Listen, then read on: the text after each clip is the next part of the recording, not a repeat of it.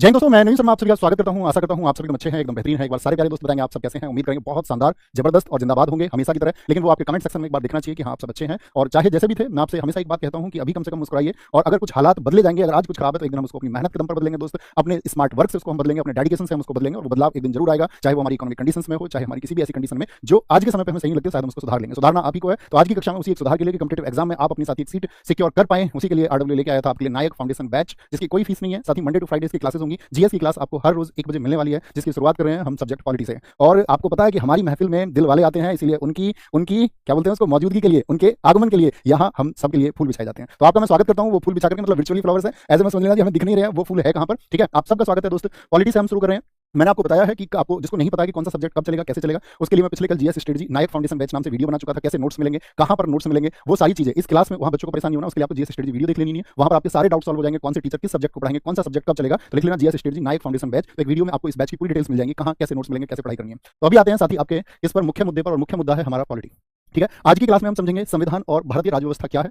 कल की कक्षा में हम समझेंगे भारत के संविधान की विशेषताएं। ठीक है, कि आप लोग जैसे जानते हैं लोकतंत्र है तो है क्या। भारत में अगर मैं बात करूं, एकात्मक है संविधान, संघात्मक है या फिर अर्धसंघात्मक है। केसी वीर ने उसको अर्धसंघात्मक यानी क्वासी फेडरल कहा है। तो क्यों कहा है, वो यूनिटरी क्यों नहीं है, साथ ही वो आपका फेडरल क्यों नहीं है, ये सब हम कल की क्लासेस में डिस्कस करेंगे। आज हम समझेंगे बहुत सारी चीजें आप सब लोगों को क्लियर होंगी। सिर्फ जरूरत होगी आपका कि कमेंट सेक्शन को आप अपना ऑफ कर दें, मोबाइल या लैपटॉप को खुद से दूर रख लें और कॉपी और पेन लेकर बैठ जाइए। क्योंकि कहते हैं अगर एक छात्र जिज्ञासु है, उसमें अगर जानने की इच्छा है तो वो सब कुछ जान लेता है। दुनिया में आप कभी भी कमेंट सेक्शन में कमेंट करके कुछ नहीं जान पाओगे। इसके लिए आपको खुद ही प्रयास करने होंगे दोस्त। इसलिए खुद से दूरी मतलब उस फोन की होनी चाहिए और आपके हाथ में होना चाहिए पेन और कॉपी।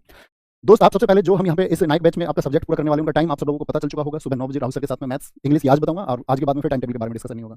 विपिन सर के साथ में इंग्लिश वोकैब्स रीजनिंग सोबित सर आपको हर रोज 12 बजे पढ़ा रहे होंगे। जीएस की क्लास आपकी 1 बजे होगी, और साथ ही इंग्लिश ग्रामर के लिए संजीव सर शाम 7 बजे होंगे। टाइम टेबल क्लियर है।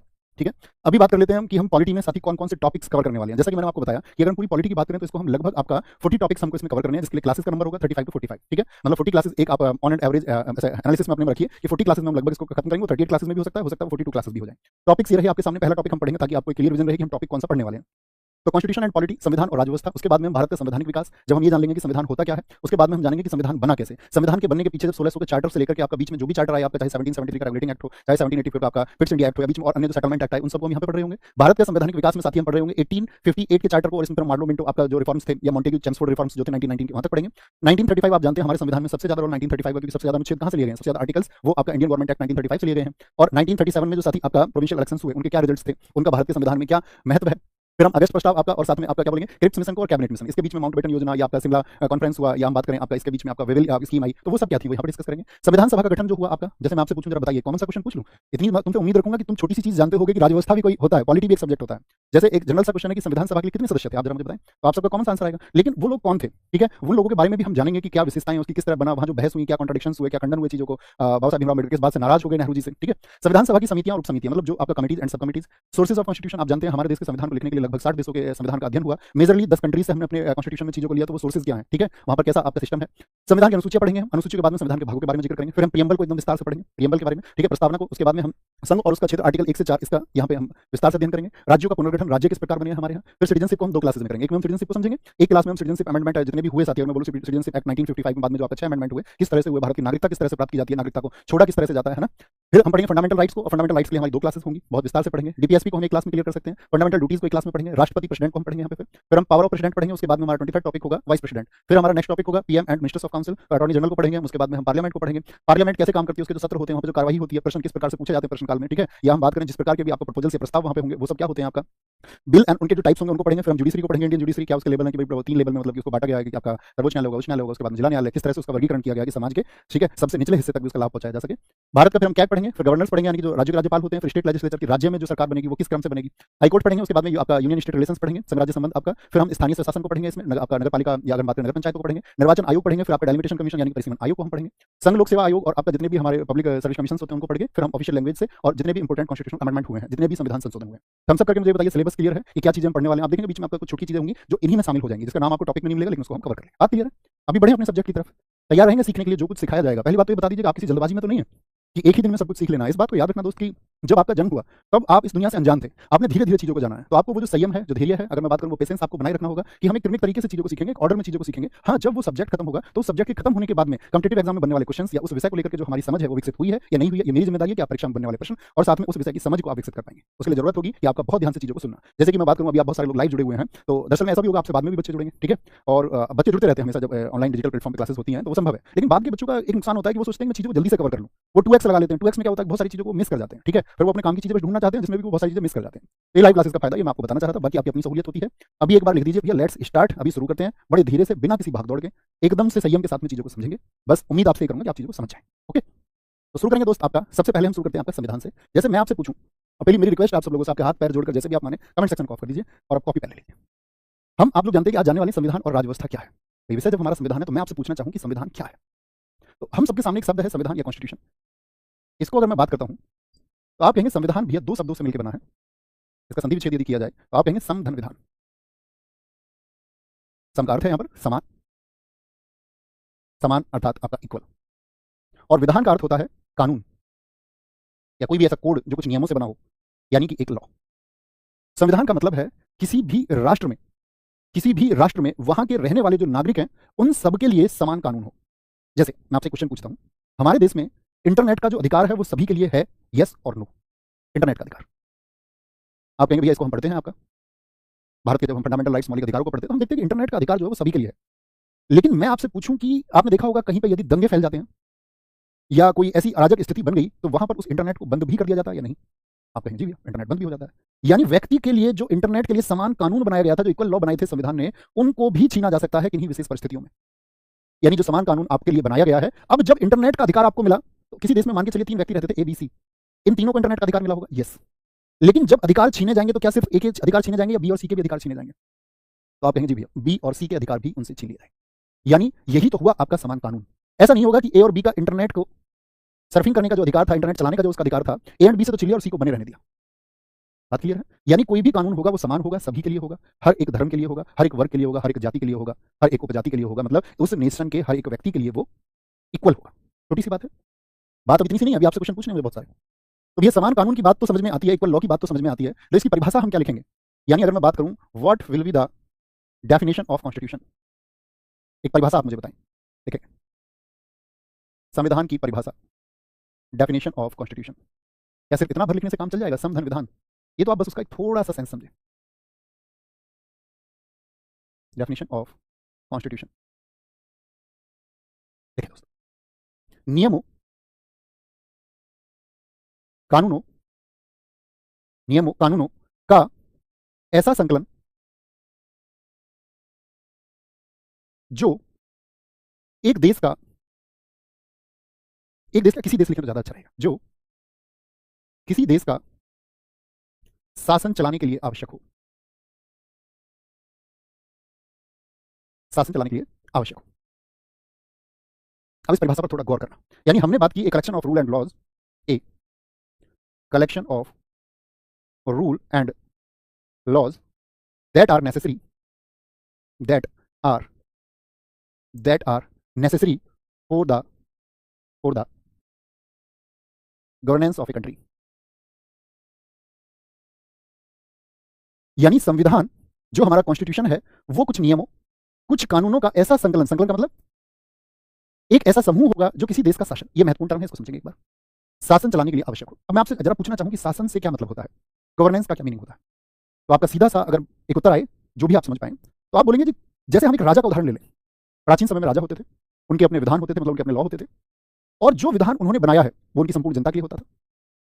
तो एक राजा अपने उस राज्य क्षेत्र में, यानी एक किंग अपनी उस टेरिटरी में व्यवस्था के लिए, व्यवस्था यानी उस अरेंजमेंट्स के लिए जो भी नियम बनाता है उनको हम शासन कहते हैं। यानी एक शासक के द्वारा अपने राज्य के संचालन के लिए बनाई गई व्यवस्था ही शासन कहलाती है। बात क्लियर है? शासन चलाने के लिए आवश्यक हो, छोटी सी बात हमने पढ़ी। अब आप लोगों से मैं पूछूं संविधान समझ में आया, संविधान क्या है? दूसरा शब्द हम लेंगे राजव्यवस्था, और अभी मैं फिर आपसे क्वेश्चन पूछना शुरू करूंगा। राजव्यवस्था, पॉलिटी। अब आप जानते हैं संविधान का रूप कैसा होता है, मुझे बताइए। हमारे देश में संविधान है कि नहीं ये तो पता होगा ना आपको। आप कहेंगे जी भैया इतनी थोड़ी भर जानकारी हमको है। संविधान जो है हमारे देश में है, लेकिन संविधान जो है वो किस रूप में है? तो आप कहेंगे वो पुस्तक के रूप में, एक बुक फॉर्म में है। अब जब अगर मैं बात करूं यह पुस्तक के रूप में है तो ये क्या खुद अप्लाई हो सकता है? क्या कोई पुस्तक अपने नियमों को खुद अप्लाई कर सकती है? जैसे हम बात करें संविधान का आर्टिकल 17 कहता है अस्पृश्यता का अंत होगा, यानी अस्पृश्यता को यदि कोई भी किसी भी मामले में लागू करेगा तो वह उसके लिए दंडनीय होगा, पनिशेबल होगा। Article 17 abolition of untouchability. तो क्या यह स्वयं लागू हो जाएगा? आप कहेंगे नहीं, स्वयं तो लागू नहीं हो सकता। तो संविधान को लागू करने के लिए भी एक निकाय यानी एक सिस्टम चाहिए, और उसी सिस्टम को हम राज्य व्यवस्था कहते हैं, उसी को हम पॉलिटी कहते हैं। तो परिभाषा क्या निकलेगी? यहां से परिभाषा लिखेंगे, संविधान को भाई संविधान लागू भी हो सके, संविधान को व्यवहार में लाना, व्यवहार में लाना, संविधान लिखिए, संविधान को व्यवहार में लाना, वही क्या है? वही राज्य व्यवस्था है। To putting the constitution in practice, वो एप्लीकेबल भी तो हो पाए। यही काम किसका है? यही राज्य व्यवस्था का। मैं एक छोटा सा एग्जांपल आपको देना चाहूंगा, उसको जरा समझना। जैसे मैंने अभी नाम लिया था आर्टिकल 17, क्या बताता है जरा बताएं? छोटा सा एक एग्जांपल है। आर्टिकल 17 क्या बताता है जी? अस्पृश्यता का अंत। ये कोई और भी आप सोचिए, अबोलिशन ऑफ अनटचेबिलिटी, यानी अस्पृश्यता का अंत होगा। ये बात कहां पे की गई है? संविधान में कि राज्य व्यवस्था में? अब आप बहुत अच्छे से दोनों का अंतर समझ पाएंगे। आर्टिकल 17 में जो लिखा हुआ है, तो यानी कि संविधान में लिखा हुआ है। संविधान में मतलब कि कुछ नियम है, मैंने भी बताया, नियमों या कानूनों का ऐसा एक संकलन है। वहीं पे मैं बात करता हूं कि अस्पृश्यता शब्द को आप समझते हैं या नहीं समझते हैं? भैया अनटचेबिलिटी क्या होता है? आप जानते हैं कि हमारे देश में अगर आप देखते हैं कि जो हमारा ऋग्वेद है, ऋग्वेद का जो 10वां मंडल है, उसमें पुरुष सूक्त है। एक पुरुष सूक्त में बताया गया है कि जो समाज का वर्गीकरण है, मतलब सोसाइटी को जो कैटेगराइज किया जाएगा on the basis of work किया जाएगा। किसके आधार पर किया जाएगा? कर्म के आधार पर, not on the basis of birth, जन्म के आधार पर विभाजन नहीं किया जाएगा। इस बात से सभी सहमत है? तो जब ऋग्वेद के अनुसार व्यक्तियों का, या मैं बात करूं जो वर्णों का विभाजन है, वो 4 वर्ण होते हैं। आप जानते हैं कौन कौन से 4 वर्ण होते हैं? ब्राह्मण जो शिक्षा लेने या देने का काम करें, वैश्य जो लेन देन आदि का कार्य करें, ठीक है, क्षत्रिय जो रक्षा आदि का कार्य करें, और शूद्र जो अपना खुद का कार्य चुने। जन्म का कोई सिद्धांत नहीं था, लेकिन धीरे धीरे समाज में क्या हुआ? धीरे धीरे चीजें हो गई जन्म के आधार पर। यहां जो ये विभाजन था, ये किस आधार पर था? पुरुष सूक्त में विभाजन किस आधार पर था? तो आप कहेंगे पुरुष सूक्त में जो इनको कैटेगराइज किया गया था भैया, वो किया गया था on the basis of work, कर्म के आधार पर, कर्म के आधार पर। लेकिन धीरे धीरे समाज में क्या हुआ? कुछ जातियों ने अपने आप को उच्च और कुछ अन्य जातियों को निम्न मान लिया, जैसा कि आज के समाज का स्वरूप जो मॉडल है आप जानते हैं बहुत अच्छे से। अब जब संविधान सभा बैठी हुई थी, तो संविधान सभा के सामने ये एक बड़ी टास्क थी कि अगर हम बात करें समान नियम, तो इसका मतलब है कि इस नेशन में, इस राष्ट्र में कोई भी व्यक्ति ऐसा ना हो कि उसके अधिकार वंचित रह जाए, मतलब उसको डिप्रेस्ड कर दिया जाए। और उससे बचाने के लिए क्या हुआ कि अस्पृश्यता का मतलब होता है छुआछूत। इस शब्द से आप समझिए, आप जानते होंगे प्राचीन समय में बहुत सारे घरों में हर एक व्यक्ति नहीं जा सकता था, घर के दरवाजे के बाहर रहना पड़ेगा। एक रेस्टोरेंट का केस सुनिए, एक रेस्टोरेंट पे 2 लोग चाय पीने के लिए गए, तो जो चाय बनाने वाला था वह उनमें से ए व्यक्ति को जानता था, बी को नहीं जानता था। उसने ए व्यक्ति को जानते हुए एक अच्छे गिलास में, कांच के गिलास में चाय दी, और बी व्यक्ति को चाय देने से पहले उसकी जाति पूछी। उसको ज्ञात हुआ कि यह व्यक्ति जो है निम्न जाति का है, किसी लोअर क्लास से है, तो उसने उसको कुल्हड़ में चाय दी। ये क्या हुआ? ये हुआ आपका जातीय भेदभाव, सोशल डिस्क्रिमिनेशन, यानी एक जाति को नीचा मान लिया गया। तो ये किसी देश में या राष्ट्र में ना हो, इसके लिए आया आपका क्या? आर्टिकल 17 हमारे विद्वान लोगों ने हमारे संविधान में इसको रखा। तो ये तो संविधान में है। अब मान के चलिए कोई व्यक्ति बोले नहीं, मैं तो संविधान को नहीं मानूंगा, और मैं जो है अस्पृश्यता के जो नियम है उनका पालन नहीं करूंगा, और मैं तो किसी व्यक्ति को ऐसे ही प्रताड़ित करूंगा। उसके घर कोई व्यक्ति आया, उसने धक्का मारकर उसको बाहर निकाल दिया, तुम्हारी हिम्मत कैसे हुई मेरे घर में पैर रखने की? तब क्या होगा? यहां पर बात समझने की है कि इसी के लिए कि भाई ये संविधान, मैंने बताया कि संविधान को व्यवहार में कैसे लाया जाए, ये प्रैक्टिस में कैसे लाया जाएगा कि अस्पृश्यता का अंत होगा। इसके लिए फिर आया आपका, कहीं किनारे पर लिखना, छोटा सा किनारे पर लिखना, नागरिक अधिकार संरक्षण अधिनियम। नागरिक अधिकार संरक्षण अधिनियम किस वर्ष का है, ये मैं आपसे जानना चाहूंगा। क्या बोलेंगे इसको? बोलेंगे आप civil rights protection act, civil rights protection act 1955।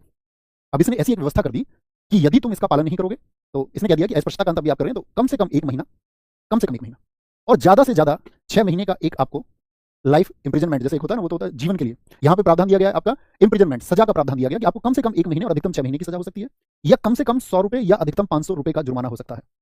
अब तो ये क्या, आप इसको क्या कहेंगे? ये क्या है? आप कहेंगे भैया एक दंड है, एक पनिशमेंट है। अब दंड कौन देगा? पनिशमेंट किसके द्वारा दिया जाएगा? तो आप कहेंगे भैया पनिशमेंट के लिए कौन होगा? आपको बताइए जरा, छोटी सी एक बात बताएं मुझे, इसको आप नोट कर सकते हैं। आप कहेंगे पनिशमेंट के लिए जो हमेशा होगा वो कोर्ट होगा। छोटी सी बात, इस बात में कोई दिक्कत, कोई परेशानी? दोनों बातों से समझ गए। अब मैं आपसे कहूं कि इस आर्टिकल 17 को आप किस में रखना चाहेंगे? तो आप कहेंगे भैया ये तो हो गया हमारा कॉन्स्टिट्यूशन, यानी कि कुछ नियमों का संकलन है, ये कॉन्स्टिट्यूशन हो गया। मैं आपसे कहूं इसको आप किस में रखेंगे? क्या ये संविधान में है? आप कहेंगे भैया ये राज्य व्यवस्था हुई कि संविधान को व्यवहार में लाना है, संविधान को लागू करना है, और उसके लागू करने के लिए जो भी सिस्टम होगा वही पॉलिटी है, वही पॉलिटी है। जैसे अभी मैंने नाम लिया कि पनिशमेंट कौन देगा? कोर्ट। कोर्ट किसका हिस्सा हुआ? राज्य व्यवस्था का हिस्सा हुआ। ये जब एक्ट बना तो ये एक्ट कहां पर बना होगा? कोई भी एक्ट आप जानते हैं कैसे बनेगा? अभी हम धीरे धीरे इसके बारे में बात करेंगे। जनरली अभी थोड़ी समझ रखिए भैया, संसद में तो संसद भी क्या हुई और राज्य व्यवस्था का एक हिस्सा हुई। बड़ी छोटी सी बात है, आगे समझते हैं एक और उदाहरण से। एक एग्जांपल लेते हैं, जैसे आर्टिकल 21। आर्टिकल 21 में क्या है जरा बताइए मुझे। आर्टिकल 21 के माध्यम से समझते हैं। आर्टिकल 21 में साथी मतलब जो आप चाहते हैं वो सारे अधिकार है, ये समझिए। आपको किसी से लव मैरिज करनी है, अब आपसे घर में, आपने घर में बात की तो घर में सब लोग क्या बोलेंगे? हमारे यहाँ तो इस तरह का कल्चर नहीं है, यहाँ तो ऐसा नहीं होता है, लेकिन आपको वो प्रेम विवाह करना है, तो वो प्रेम विवाह आप कर सकते हैं नहीं कर सकते? आप बोलेंगे बिल्कुल कर सकते हैं, उसके लिए कोर्ट है हमारे पास में, पुलिस प्रोटेक्शन भी है उल्टा। प्रेम विवाह, या मैं बात करूं आपसे, आप सांस लेते हैं, ये भी एक अधिकार कहां पर है? सांस लेने का अधिकार। सांस लेने का अधिकार। पलक झपकाते हो आप या नहीं? जी भैया, आप चाहे ना झपकाएं, आपकी मर्जी है, अब कोई आपको रोक नहीं सकता, तू पलक क्यों झपका रहा है, इस तरह से आपसे नहीं बोला जा सकता है, ठीक है? मतलब जो भी करने का आपका मन करे, आपको मोमोज खाने हैं, आपको मक्के की रोटी खानी है, किसी को शराब पीनी है, या किसी को आपका अगर हम बात करें इंजन वाटर मशीन का पानी पीना है, मतलब कि उसको क्या है, एक ऊंची पीएच वैल्यू का पानी पीना है, ठीक है, अल्कलाइन वाटर जिसको हम बोलते हैं, तो वो उसकी मर्जी है।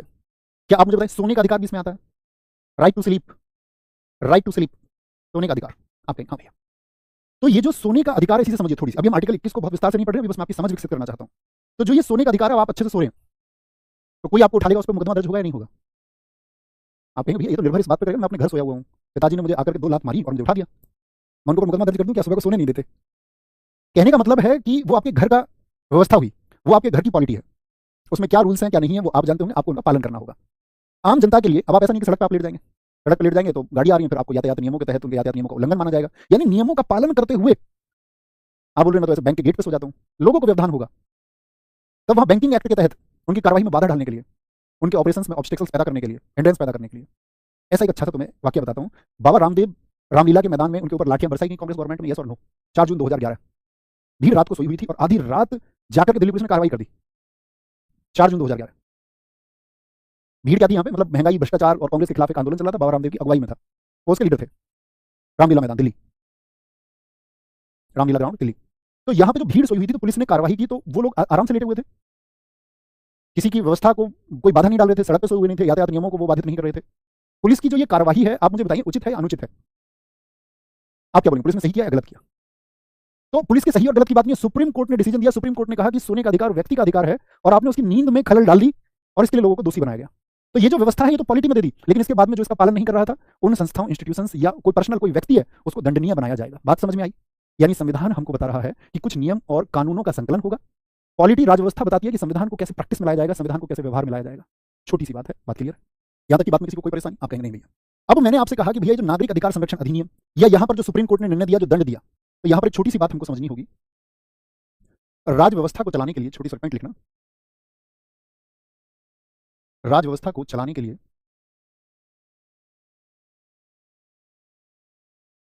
छोटे छोटे से अंग बता रहा हूं मैं आपको। जैसे अभी हमारा किस किस का नाम आया, कोई भी एक्ट बना तो उसमें किसकी जरूरत पड़ी? संसद की जरूरत पड़ी या नहीं पड़ी? आप कहेंगे जी भैया संसद ही लॉ मेकिंग करती है, आगे समझेंगे, बस अभी छोटी सी बात। दूसरा नाम हमने क्या लिया था? एक हमने नाम लिया था दंड का। दंड कौन देता है? आपका न्यायालय, कोर्ट, जुडिशरी। कोई भी जो विधि बनाएगी, जो आपका संसद बनाएगी, उसको अप्लाई कौन करेगा? न्यायालय करेगा। और राजव्यवस्था को चलाने के लिए अगर हम बात करते हैं, तीसरी चीज सबसे महत्वपूर्ण आ जाती है, गैर संवैधानिक संस्थाएं, एक्स्ट्रा कॉन्स्टिट्यूशनल बॉडीज। बात को समझना, लिंक करेंगे। तो राजव्यवस्था को चलाने के लिए जो, मैं ये नहीं करूँ कि ये 3 पैरामीटर्स हैं जो उसको चलाएंगे, ये बिल्कुल बात नहीं करूँ मैं, उन 3 चीजों की बात करूँ जिनके बारे में हमने अभी जिक्र किया था। संसद होगी, संसद क्या करेगी बताइए मुझे? लॉ मेकिंग का काम करती है, कानून निर्माण का, कानून निर्माण का कार्य करेगी पार्लियामेंट। कोर्ट, जो संसद ने, या मैं बात करूं आपका जिसको भी लेजिस्लेचर या विधायिका बनाएगी, उसको अप्लाई करने का कि वो न्यायपूर्ण हो सके, ये जुडिशरी का काम हो जाता है। अभी ना हम ये बात करेंगे राष्ट्र के शासन के लिए कौन कौन से अंग है, ऐसी कोई बात हम नहीं कर रहे हैं। गैर संवैधानिक संस्थाएं ये क्या होती हैं, यहां ये थोड़ा हमको समझना पड़ेगा। Extra constitutional bodies, sorry bodies, इससे क्या मतलब है? अगर मैं बात करूं हमारे देश में जो इंस्टीट्यूशन है, कुछ भी जो आप सोच पाए, चाहे नीति आयोग आप सोच पाए, या महिला आयोग आप सोच पाए, मानव अधिकार आयोग आप सोच पाए, अनुसूचित जाति आयोग आप सोच पाए, या जनजाति आयोग, या आपका पिछड़ा वर्ग आयोग, या अगर मैं आपसे बात करूं वित्त आयोग, जो भी कोई कमीशन आप सोच पाए, हमारे देश में इंस्टीट्यूशंस को, या मैं पूछूं आपसे हमारे देश में संवैधानिक संस्थाओं को कितनी प्रकार से बांटा जा सकता है? मेरा छोटा सा क्वेश्चन आपसे जरा बताएं। जो हमारे देश में, याद रखना, जितने भी इंस्टीट्यूशंस हैं, जितनी भी संस्थाएं हैं, उनको 3 तरह से बांटा जा सकता है। 3 तरीके कौन कौन से हैं, ध्यान से समझ। जिसमें से अगर मैं बात करता हूं, इसको अगले पेज पे हम समझते हैं, वापस फिर लौट के आएंगे, है ना? अगले पेज पे समझ लेते हैं एक बार, अच्छे से समझ में आएगा। जो संस्थाएं हैं हमारी, इंस्टीट्यूशंस हैं, उनको हम कितने तरीके से बांट सकते हैं? सबका आंसर आना चाहिए, तभी हम समझेंगे गैर संवैधानिक संस्था शब्द मैंने वहां पर क्यों प्रयोग किया। 3 लिख रहे हैं सारे बच्चे, अरे 3 तरह से हमको बांट सकते हैं। कौन से 3 तरीके जरा बताएं? इसमें तो एक तो होती है दोस्त आपका संवैधानिक संस्थाएं, यानी कि आपका कॉन्स्टिट्यूशनल बॉडीज, कौन सी बॉडीज होंगी? Constitutional bodies. और कॉन्स्टिट्यूशनल बॉडीज किनको कहते हैं? जिनका जिक्र संविधान में है, जिनके बारे में कॉन्स्टिट्यूशन में डिस्क्राइब किया गया। जैसे मैं आपसे पूछूं कुछ ऐसी संस्थाएं आप मुझे बताइए, तो सबसे पहले हमारे सामने आता है, मान के चलिए हम बोलते हैं, इसका एक एग्जांपल है आपका, क्या बोलेंगे? वित्त आयोग, जिनका जिक्र संविधान में हो, which are described in constitution, जिनका जिक्र संविधान में हो। जैसे कि हम उदाहरण के लिए देख सकते हैं इसमें, एग्जाम्पल के लिए, वित्त आयोग किस अनुच्छेद में? वित्त आयोग, परिचय देना थोड़ा कि हाँ भैया थोड़ा हम जानते हैं, बहुत बेहतर हमको बनना है और बहुत बेहतर ही बनेंगे, वही बनने के लिए तुम पैदा हुए हो। और वित्त आयोग, मैं बात करूं निर्वाचन आयोग, आर्टिकल 324 टू 329, निर्वाचन आयोग, इलेक्शन कमीशन, यानी कि जो फाइनेंस कमीशन है, फाइनेंस कमीशन है आपका, या मैं बात करूं जो इलेक्शन कमीशन है, इनके बारे में संविधान में बताया गया है कि नहीं? आपका एकदम ठीक है। तो वो हो गई संवैधानिक संस्थाएं। दूसरे प्रकार की जो संस्थाएं होती हैं उनको हम बोलते हैं असंवैधानिक। असंवैधानिक,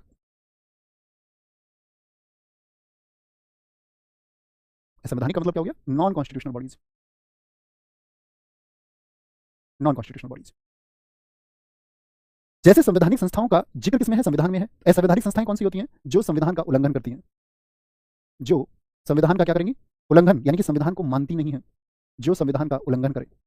ऐसा भी पॉसिबल है कि भैया, तो क्या बोला मैंने, क्या करते हैं? हुज वायलेशन ऑफ कॉन्स्टिट्यूशन, जो क्या करती हैं? संविधान का उल्लंघन करती हैं। क्यों भैया? जब देश के लिए संविधान बना है और सभी लोगों को उसमें बराबर न्याय की बात की गई है, सभी लोगों को समान अवसर की बात की गई है, सभी लोगों को समान प्रकार की आजादियां मिली हैं, तो ऐसा क्यों होता है कि कुछ संगठन ऐसा काम करते हैं जो संविधान का उल्लंघन माना जाए? आपने कभी नाम सुना है आतंकवादी संगठनों का? बिल्कुल सुना होगा। जितने भी आतंकवादी संगठन है क्या वो संवैधानिक रूप से काम करते हैं? बताइए जरा। आप कहेंगे नहीं भैया। किसके दम पर काम करते हैं? बंदूकों के दम पर। ये कहते हैं कि हम डिप्रेस्ड क्लास हैं, हमारा दमन हुआ है और हम अपने दमन का जो बदला है, यह जो क्रांति हम करेंगे वो बंदूकों के दम पर करेंगे। अब संविधान तो इसकी इजाजत नहीं देता। आतंकवादी संगठन। दूसरा मैं बात करूं आपसे, समझ गए ना, टेररिस्ट ऑर्गेनाइजेशंस। दूसरा मैं आपसे बात करूं माओवादी संगठन, माओवादी संगठन, माओइस्ट ऑर्गेनाइजेशंस। अभी माओवादी संगठन क्या होते हैं? जैसे आतंकवादी संगठन आप जानते हैं, इनका उद्देश्य होता है कि आतंक को बढ़ावा देना। माओवादी संगठन क्या होते हैं? जो माओ की विचारधारा से प्रेरित है और ये चाइना में पला फूला है। इसके लिए आप एक देखना, माओवादी संगठन के लिए मैं आपको अगर बताऊं तो एक थे माओ जेदांग, उनका स्टेटमेंट सुना आप, माओ जेदांग 1952 1960 के दौर में। और ये अगर आप 11th की एनसीईआरटी को पढ़ेंगे, लोकतांत्रिक राजनीति पार्ट 1 पर, वहां इनका जिक्र आता है, माओ जेदांग। माओ जेदांग ने कहा, all political powers come from the barrel of a gun, all political powers came from the barrel of a gun, यानी सभी राजनीतिक शक्तियां बंदूक की नाल से पैदा होती हैं। इस बात का क्या मतलब रहा? स्टेटमेंट इन्होंने क्यों दिया? इन्होंने कहा कि भाई जो संविधान है ना, या जो कोई भी कोड है या लो है, वो सिर्फ कहने मात्र के लिए, किताबों में जो वर्णित है ना, समाज के हर वर्ग को न्याय नहीं मिल पाता है। अमीर के लिए न्याय आसान है और गरीब के लिए न्याय बड़ा कठिन है। उसको हम कह रहे हैं कि सभी वर्गों के लिए समान है, लेकिन ऐसा सच में प्रैक्टिकली नहीं है। उन्होंने कहा जो वंचित लोग हैं, जो डिप्रेस्ड क्लास हैं, उनके राजनीतिक और सामाजिक उत्थान के लिए बंदूकें उठानी होंगी। और जिन लोगों ने, किनके लिए? डिप्रेस्ड क्लास यानी वंचित वर्ग के लिए, वंचित वर्ग के, किसी भी वंचित वर्ग के राजनीतिक और सामाजिक उत्थान के लिए जो आंदोलन चला, याद रख लेना, सामाजिक उत्थान के लिए। तो माओवाद किस लिए शुरू हुआ था? किस लिए शुरू हुआ था बताएंगे? जो डिप्रेस्ड क्लास है, जिसके अधिकार छीन लिए गए, उनको सोशली और पॉलिटिकली लिफ्ट ऑफ किया जा सके, लिफ्ट अप किया जा सके, to lift off the social and political benefits, उनके जो हित है वो सुरक्षित करे जा सके। तो क्या बोला, जैसे कि मान लो कहीं पे जमींदार किसानों का शोषण कर रहे थे, उनको प्रताड़ित किया जा रहा था, तो वहां एक नेता खड़ा हुआ, उसने कहा कि भाई तुम सारे जितने भी लोग जिनके साथ शोषण हो रहा है, तुम सब मेरे साथ हो जाओ और हम बंदूकें ले लेते हैं और बंदूकें लेकर हम इसका विरोध करेंगे। ये माओवाद है। माओवाद कहां से शुरू हुआ बताएंगे जरा? चाइना से। कौन इसका नेता है? माओ जेदांग। 1950 से 60 के दौरान चाइना में चला। तो ये भी कैसा हुआ? ऐसा क्या हमारी सरकार, आप बताइए, हमारा संविधान क्या बंदूकें के दम पर या हथियारों के दम पर कोई ऐसा युद्ध छेड़ा जा रहा है जो राजनीतिक और सामाजिक परिवर्तन लेकर के आने की बात कर रहा है? तो क्या संविधान इसको साथी स्वीकृति देगा, एक्सेप्टेंस देगा? बताइए, यस और नो। समझते चलिए, बस थोड़ा हाँ या ना में उत्तर दोगे तो मैं समझता रहूंगा कि हाँ। ऐसा नहीं लिख के देना कमेंट सेक्शन में, जहां बैठे वहां बैठ के सोच के दे सकते हैं। आप कहेंगे भैया कभी नहीं देगा, तो कैसा हुआ? नॉन कॉन्स्टिट्यूशनल हुआ। तीसरा, नक्सलवादी संगठन, नक्सलवादी संगठन, नक्सलिस्ट मूवमेंट, नक्सलिस्ट ऑर्गेनाइजेशंस। अब ये नक्सलवाद क्या है? जैसे माओवाद चीन में पैदा हुआ कि हम जो लोगों के अधिकार छीने गए उन सबके अधिकारों को हम सुरक्षित करेंगे, ऐसे ही नक्सलवाद भारत में शुरू हुआ। क्या कोई बच्चा बता सकता है मुझे? कोई साथी बता पाएगा, कोई स्टूडेंट प्यारा, कि भाई नक्सलवाद किस वर्ष में शुरू हुआ था हमारे देश में? तो आपको नक्सलवाद को समझते हैं, ये समझना। नक्सलवाद है क्या दरअसल में? नक्सलवाद की अगर मैं बात करता हूँ, ये 1967 में शुरू हुआ और वेस्ट बंगाल से शुरू हुआ, और वेस्ट बंगाल के डिस्ट्रिक्ट दार्जिलिंग से शुरू हुआ। और उसी दार्जिलिंग जिले में एक गांव पड़ता है नक्सलवाड़ी। दार्जिलिंग जिला, गांव का नाम है नक्सलवाड़ी, नक्सलवाड़ी गांव। यहाँ इनके नेता थे, इसके जो लीडर्स थे, जो नेता थे, उनका नाम है चारू मजूमदार। आपसे पूछे कभी भी नक्सलवाद आंदोलन के प्रणेता कौन है? चारू मजूमदार। इनके एक सहयोगी थे कानू सान्याल, कानू सान्याल, ठीक है, कानू सान्याल इनके साथ में नक्सलवाद, नक्सलवाड़ी और चारू मजूमदार। तो इन लोगों ने क्या बोला कि भाई हमारे जो हित हैं उनकी रक्षा सरकारें नहीं कर रही हैं। हमारी जो पहुंच है वो सरकारों तक नहीं है। तो हमको जो अपना रिवॉल्यूशन है वो खुद लाना पड़ेगा, हमको अपने अधिकारों के लिए लड़ना पड़ेगा। कृषकों ने जमींदारों के खिलाफ इसको शुरू किया था अपने हितों की रक्षा के लिए, और धीरे धीरे धीरे धीरे आपने देखा कि नक्सलवाद से बहुत सारे गांव प्रभावित हो गए, बहुत सारे गांव। आप मुझे बताओ शहरों में भी नक्सलवाद होता है या नहीं? अर्बन नक्सलिज्म हमारे देश में है या नहीं, या सिर्फ रूरल एरिया में, ग्रामीण क्षेत्रों में? तो आप कहेंगे भैया गांवों में फैला हुआ है, लेकिन शहरों में भी नक्सलवाद के समर्थक लोग हैं जो नक्सलवादी विचारधारा से प्रभावित है। फिजिकली नक्सलिज्म मूवमेंट जो है वो अर्बन एरिया यानी शहरी क्षेत्रों में नहीं है, लेकिन ग्रामीण क्षेत्रों में जो नक्सलवाद को लेकर के आंदोलन चल रहे हैं उनके समर्थन में जो शहरी लोग हैं उसी को बोलते हैं शहरी नक्सलवाद। तो गवर्नमेंट या मैं पूछूं संविधान कभी यह चाहेगा कि हमारे देश में इस प्रकार का कोई भी मूवमेंट चले जो हथियारों के बल पर हो? क्या नक्सलवाद को मान्यता संविधान दे सकता है? आप कहेंगे नहीं। अक्सर आप खबरें सुनते होंगे इन नक्सलवादी नेताओं ने यहां पर सरेंडर किया। आप ऐसी खबरें भी सुनते होंगे इन नक्सलवादियों ने यहां पर सीआरपीएफ के जवानों की हत्या कर दी। कई बार आप सुनते होंगे कि वहां पर जो निर्दोष लोग थे वह भी नक्सलवाद का शिकार हो गए और उनकी जान चली। तो भैया सरकार क्यों नहीं करती है? सरकार बिल्कुल करती है। सरकार आतंकवादी संगठनों पर रोक लगाती है, सरकार माओवादी संगठनों पर रोक लगाती है हमारे देश में, नक्सलवादियों पर सरकार रोक लगाती है। कैसे? जब नक्सलवाद शुरू हुआ उसी समय पर हमारे यहाँ पर एक एक्ट आया था 1967 में, यूएपीए एक्ट। कौन सा एक्ट आया था? इसको लिखना कहीं किनारे पे, ठीक है? नक्सलवाद को रोकने के लिए, नक्सलवाद को रोकने के लिए बहुत परीक्षाओं में पूछा जाता है। यूएपीए एक्ट, यूएपीए 1967 आया। यूएपीए का मतलब क्या है? अनलॉफुल, जो कानूनी रूप से, एसएससी जीडी जैसे छोटे एग्जाम में पूछिए यूएपीए एक्ट कब आया, 2021 एसएससी जीडी में। Unlawful activities, activities prevention act 1967। यानी अनलॉफुल का क्या मतलब हो गया? गैर कानूनी गतिविधियां, गैर कानूनी गतिविधियां रोकथाम अधिनियम। यूपीएसआई के लिए तुमको एक्ट पढ़ना ही पड़ता है पूरा। यूएपीए एक्ट आया। अब यूएपीए एक्ट जो आया 1967 में, इसकी धारा 3 ने क्या कहा? जो इसका धारा, देखो एक शब्द होता है सेक्शन, और जो पॉलिटी में पढ़ते हैं वो क्या है? अनुच्छेद। तो पॉलिटी को जो डिस्क्राइब करते हैं वो आर्टिकल्स हैं, और किसी एक्ट को जो डिस्क्राइब करते हैं वो आपका सेक्शंस होते हैं। किसी अधिनियम की व्याख्या करने वाले बिंदु धारा होते हैं, और संविधान की व्याख्या करने वाले बिंदु अनुच्छेद होते हैं। हम सब करें, बात क्लियर है? अनुच्छेद और धारा के बीच कभी कंफ्यूज तो नहीं होंगे? तो इसका जो सेक्शन 3 है उसने बोला कि भाई इस तरह की सभी गतिविधियों पर रोक लगती है, और 2019 में कॉन्फ्रेंस हुई उसमें 17 संगठनों पर रोक लगा दी गई, जिसमें आपका नक्सलवादी हो गया आपका, और आपका बहुत सारे इस्लामिक संगठन थे। लिट्टे था, liberation tigers of Tamil Eelam जो श्रीलंका में, लिट्टे, ये सब हम आगे धीरे धीरे जिक्र करेंगे सबका। लिट्टे क्या था, क्यों हमारे प्रधानमंत्री राजीव गांधी की हत्या हुई, इन्हें प्रभाकरण कौन था? तो कहने का मतलब है 17 ऐसे संगठन 2019 में जब इसमें संशोधन हुआ तो उनको क्या कर दिया गया? बैन कर दिया गया कि भाई तुम अपनी एक्टिविटीज नहीं कर सकते। तो मुझे एक बार बताइए आप लोग, जब हम यहाँ पर बात करते हैं असंवैधानिक संस्थाएं कैसी होती हैं, ये समझ में आया? जो संविधान का क्या करती है? उल्लंघन। तो सरकार क्या करेगी? उन पर रोक लगाने के लिए अपनी तरह से कुछ एक्ट लेके आती है, उन एक्ट को फिर अप्लाई किया जाता है। बात क्लियर है? तीसरी तरह की संस्थाओं की बात करते हैं। तीसरी तरह की संस्थाएं कौन सी होती हैं? तीसरी तरह की संस्थाओं को हम बोलते हैं आपका गैर संवैधानिक, जिनका मैंने जिक्र किया था, गैर संवैधानिक।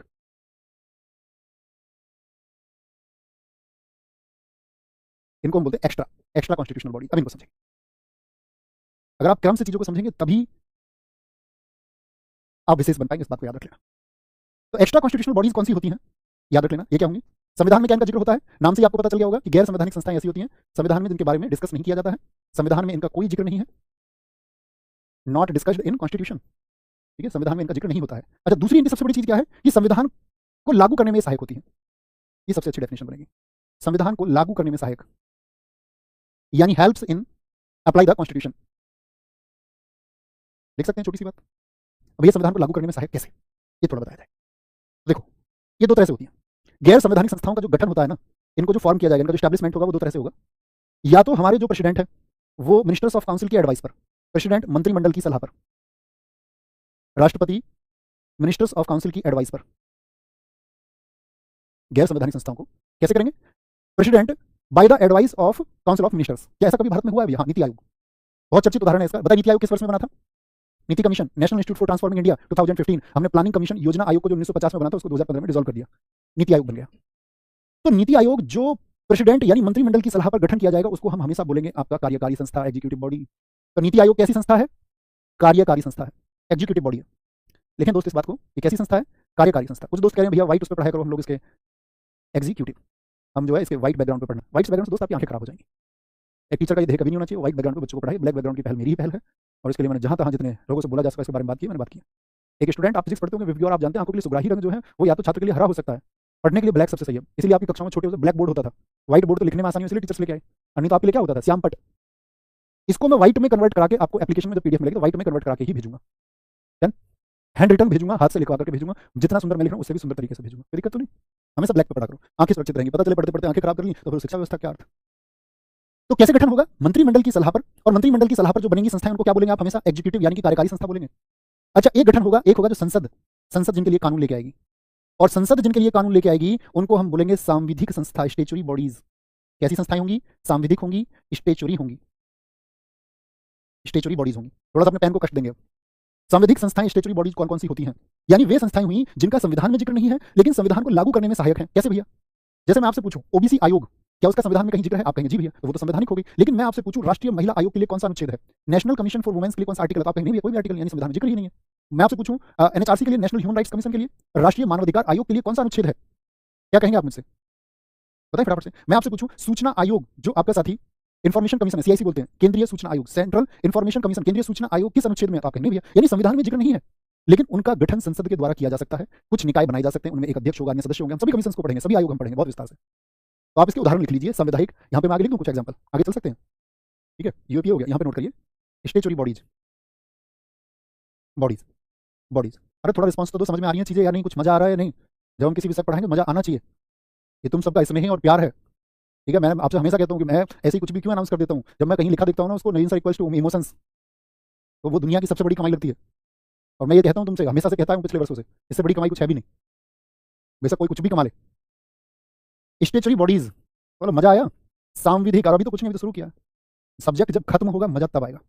सांविधिक संस्थाएं, जैसे मैंने आपसे बोला अभी NHRC, national human rights commission, 1993 में आया, अध्यक्ष होंगे, अन्य लोग होंगे। जैसे मैंने आपसे पूछा सीआईसी, सेंट्रल इन्फॉर्मेशन कमीशन, केंद्रीय सूचना आयोग 2005, इसके द्वारा RTI, right to information act 2005 आया, आगे पढ़ेंगे। केंद्रीय सूचना आयोग, जो चीज जहां पर पढ़नी है एक ही दिन में सब कुछ नहीं जान सकते, 2005 का है।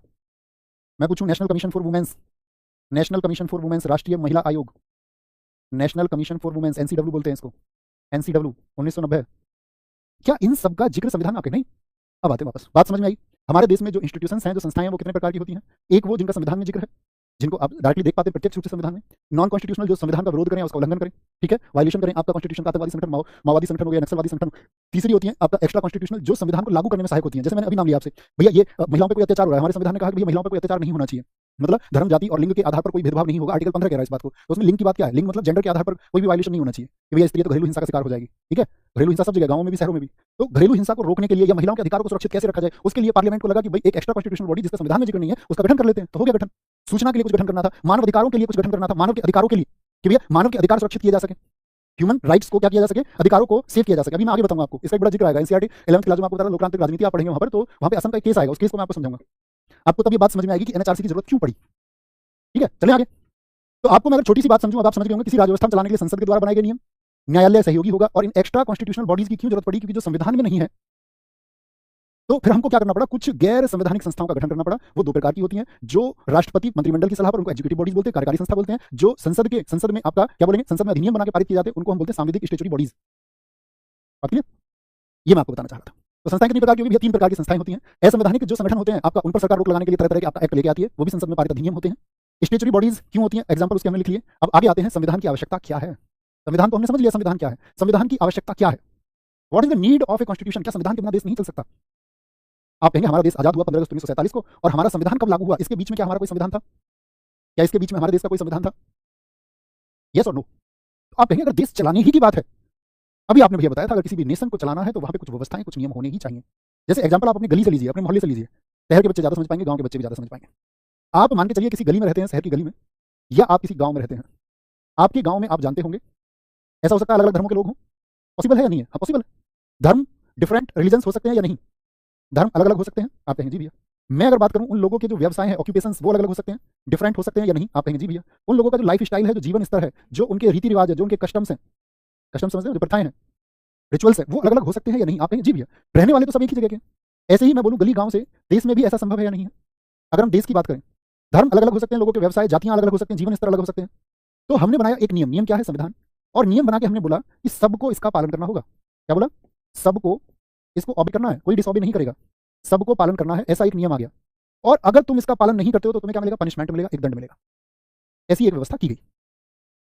आपके लिए नियम है, कोड है, उनका आपको पालन करना है, और अगर आप पालन नहीं करते हो तो उसके लिए क्या होगा? एक सजा होगी, एक सजा का प्रावधान होगा, एक पनिशमेंट तुमको मिलेगा। तो इसके बाद में क्या हो गया? भैया नियम अब जो बने वो कैसे नियम होंगे कि उनका हम पालन करें? मान के चलो कल को एक नियम बन जाए कि हम सबको निर्वस्त्र घूमना है, हम सब कपड़े नहीं पहन सकते, तो क्या हम ऐसे नियम को मानेंगे? यस और नो? ऐसा कोई नियम बन जाए कि हम सबको सिर्फ एक ब्रेड मिलेगा खाने को, एक रोटी मिलेगी? ऐसा कुछ नियम बन जाए कि हम सब कल से स्कूल नहीं जा सकते हैं? ऐसा कुछ नियम बन जाए कि हम सबको एक रंग के कपड़े पहनने होंगे? उत्तर कोरिया किम जोंग उन कुछ कटिंग निर्धारित करके सिर की कटिंग भी ये करा सकते हो, चाहे शादी हो, तुम्हारा ब्याह हो, चाहे तुम फौज में हो, कुछ भी हो। तो क्या आप उसको मानेंगे? आप कहेंगे नहीं, बिल्कुल नहीं मानेंगे भैया। यानी कि नियम जिनका सबको पालन करना है और उनके पालन ना करने पर पनिशमेंट है, तो या तो आप बोलेंगे भैया नहीं, मैं नियम नहीं मानूंगा, और मान के चलो तानाशाही सरकार रही तो तुमको क्या करवा देगी?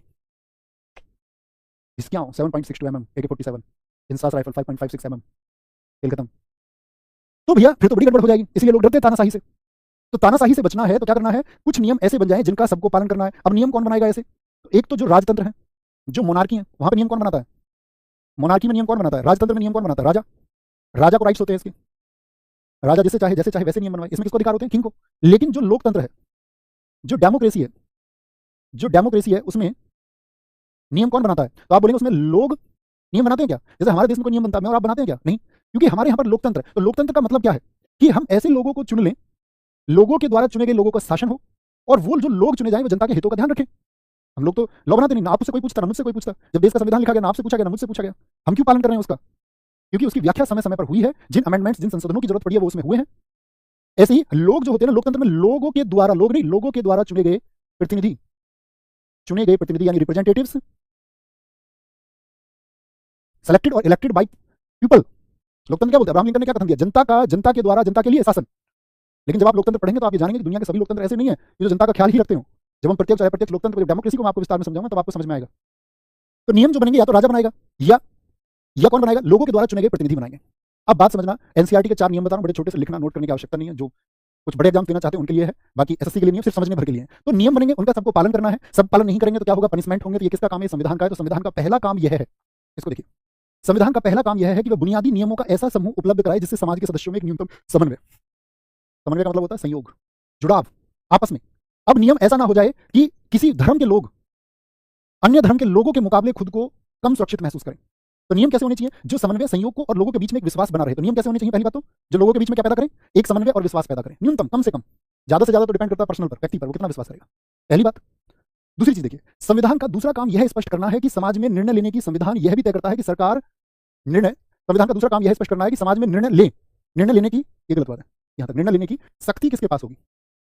निर्णय लेने की जो पावर्स हैं, डिसीजन पावर्स किसके पास होंगी? अब ये बात समझने की है। ये एनसीईआरटी के स्टेटमेंट्स हैं, याद रखना है। समाज में जो डिसीजन मेकिंग पावर्स होंगी वो किसके पास होंगी? और संविधान यह भी तय करता है कि सरकारें कैसे बनेंगी, यानी कि गवर्नमेंट कैसे फॉर्म की जाएगी। अब इसको एक एग्जांपल से समझते हैं। जैसे मुझे आप एक बात बताओ, एक कोई गवर्नमेंट है, एक सरकार है, एक गवर्नमेंट है जो शासन करती है।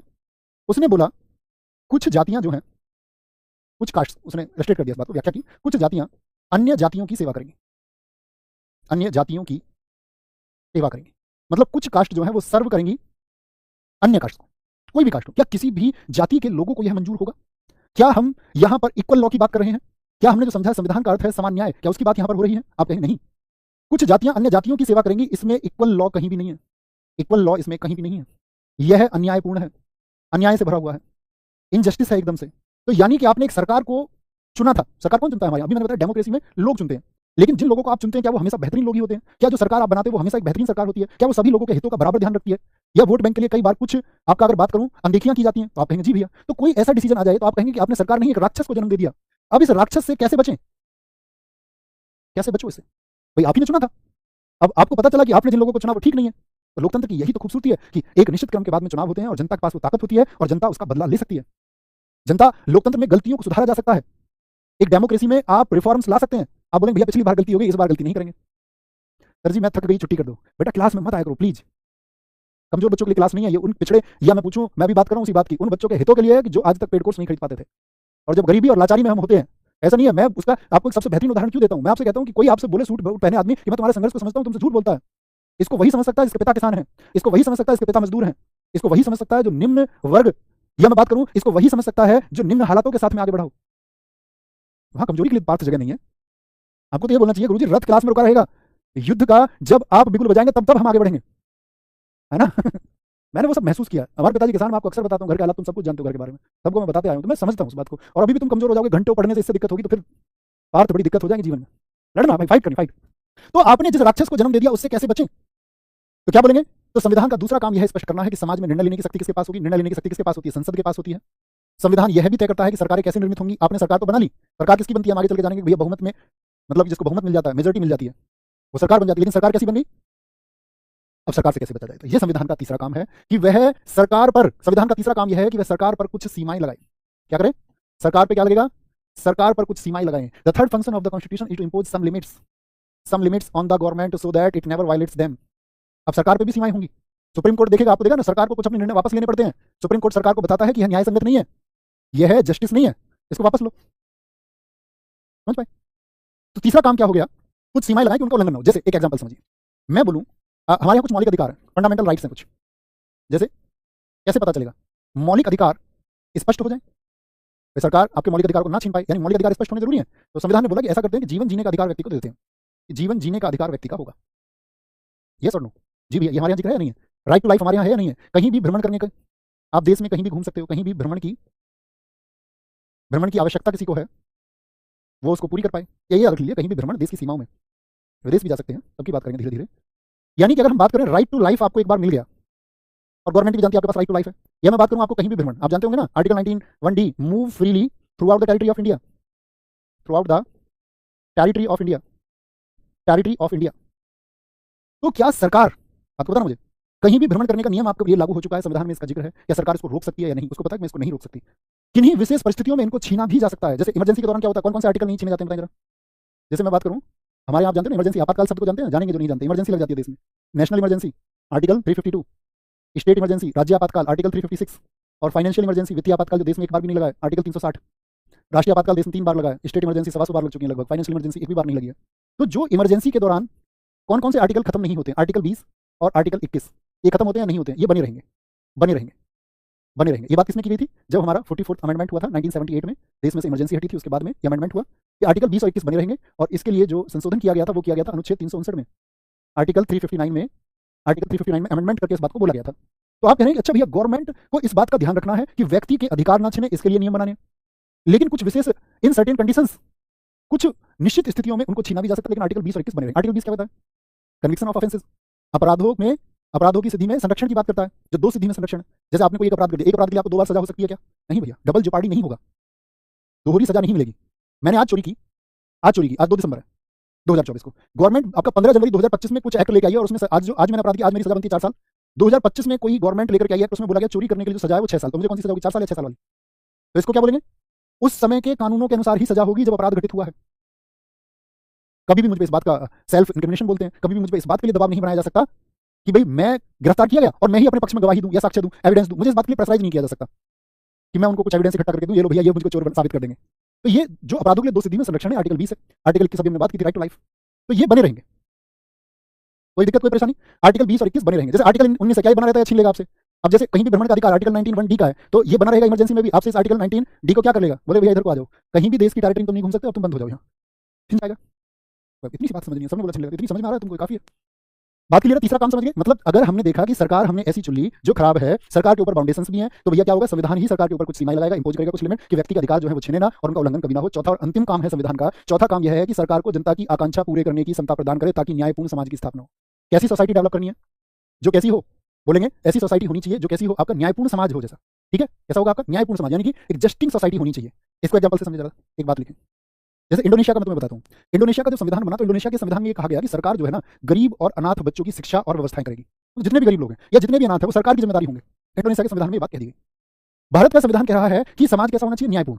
जैसे हमारे देश में आप जानते हो, बड़ा चर्चित उदाहरण आता है, 1951 में एशियन गेम्स हुए थे पहली बार, 1982 में एशियन गेम्स हमारे देश में दूसरी बार हुए थे, ओवरऑल दूसरी बार नहीं, दूसरे वाले तो हुए थे 1954 में फिलीपींस मनीला में।